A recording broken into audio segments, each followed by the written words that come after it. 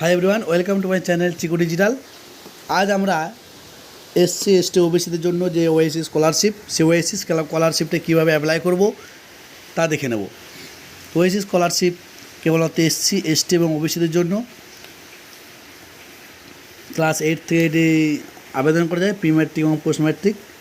তো এটি আবেদন করার জন্য প্রথমে আমাদেরকে স্টুডেন্টস রেজিস্ট্রেশন করতে হবে। যদি রেজিস্ট্রেশন করা না থাকে, যদি আমার রেজিস্ট্রেশন আগেই করা থাকে, সেক্ষেত্রে আমি রিনিউ করে নিতে পারি। যদি আমি ইউজার আইডি কিংবা পাসওয়ার্ড ভুলে যাই, সেক্ষেত্রে কিন্তু আমি এখান থেকে ইউজার আইডি পাসওয়ার্ড পুনরায় পেয়ে যাব।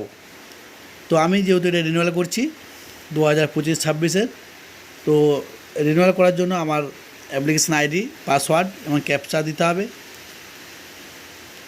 এবং যে মোবাইল নাম্বারটি আমার অ্যাপ্লিকেশান করার সময় দেওয়া ছিল, সেই মোবাইল নাম্বারে ওটিপি যাবে। তো প্রথমে আমাদেরকে ডিস্ট্রিক্ট সিলেক্ট করে নেবে, কোন ডিস্ট্রিক্টে আমার ইনস্টিটিউশন। সেই ডিস্ট্রিক্টে সিলেক্ট করার পর আমার ইউজার আইডি এবং পাসওয়ার্ড চাইবে। নতুন করার সময় প্রথমে আমার কাস্ট সার্টিফিকেটের নাম্বার, ইস্যুইং ডেট, তারপরে ক্যাপচা।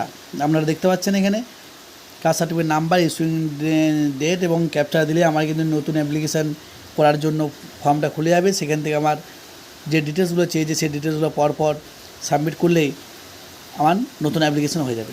নতুন অ্যাপ্লিকেশান করার পর যদি কারো রিনিউয়াল করতে হয় পরের বছরের জন্য, তো সেক্ষেত্রে রিনিউয়াল করার জন্য প্রথমে আমি রিনিউয়াল অপশানে গিয়ে সেখান থেকে আইডি এবং পাসওয়ার্ড, ইয়ার এবং ক্যাপচা এগুলো দিয়ে পরে আমি লগ ইন করবো। লগ ইন করলে আমার যে মোবাইল নাম্বারটি দেওয়া আছে, সেই মোবাইল নাম্বারে আমার ওটিপি যাবে। সেক্ষেত্রে এক্ষেত্রে যদি চেঞ্জ পাসওয়ার্ড শো করে, তো আমার পাসওয়ার্ডটা চেঞ্জ করে নিতে হবে। পাসওয়ার্ড চেঞ্জ করার জন্য আমার নিউ পাসওয়ার্ড এবং কনফার্ম পাসওয়ার্ড দিয়ে সাবমিট করলেই ওকে বাটনে ক্লিক করলে, ওকে বাটনে ক্লিক করলে আমাদের কিন্তু পাসওয়ার্ডটা চেঞ্জ হয়ে যাবে। পাসওয়ার্ড চেঞ্জ হয়ে যাওয়ার পর আমরা পুনরায় রিনিউ অপশান থেকে আমরা ফর্মটিকে রিনিউ করে নিতে পারি। রিনিউ করার জন্য আমাদেরকে বিডিও ইনকাম সার্টিফিকেট লাগবে এবং নতুন করার সময় তো বিডিওর ইনকাম সার্টিফিকেট, মিনিমাম বিডিওর ইনকাম সার্টিফিকেট লাগবে। এখানে কিন্তু পঞ্চায়েত প্রধানের ইনকাম সার্টিফিকেট দিলে হবে না, বিডিওর অফিস থেকে নিয়ে সেই ইনকাম সার্টিফিকেটটি আমাকে এখানে আপলোড করতে হবে এবং প্রিভিয়াস ইয়ারে পরীক্ষাতে লাস্ট কত % নাম্বার পেয়েছি, সেই নাম্বারটি কিন্তু আমার রিনিউয়ালের সময় দিতে হবে। এখানে ওটিপি দেওয়ার পর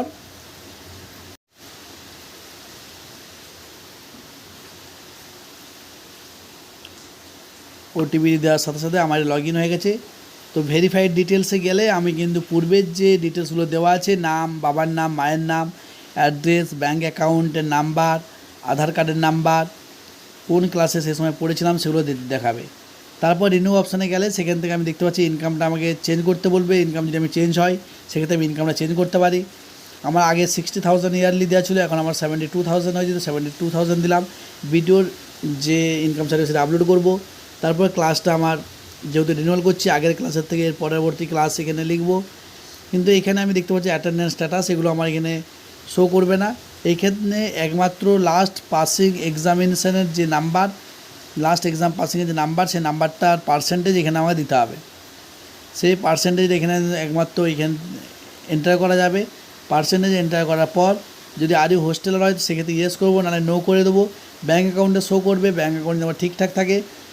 তারপর আমরা এখানে ওকে বাটনে ক্লিক করব এবং প্যারেন্টস লিটারেসিটা আমাকে ক্লিক করতে হবে। যদি বোথ আর লিটারেসি হয়, তাহলে বোথ করবো। ওয়ান প্যারেন্টস লিটারেসি হলে ওয়ান প্যারেন্ট করে যে অপশানটা হবে, সেই অপশানে ক্লিক করবো। লাস্ট যে অপশানটি আছে, আমি যে কোনো এখান থেকে একটা সিলেক্ট করে নেবো। আমি এখানে ম্যানুয়াল, ক্যাজুয়াল লেবারে সিলেক্ট করার পর ওকে করলেই আমার কিন্তু এখানে ফর্মটা ফিল আপ হয়ে গেলো এবং লক করে নেবো। অ্যাপ্লিকেশানে লক করার জন্য অবশ্যই নাম্বারে ওটিপি যাবে।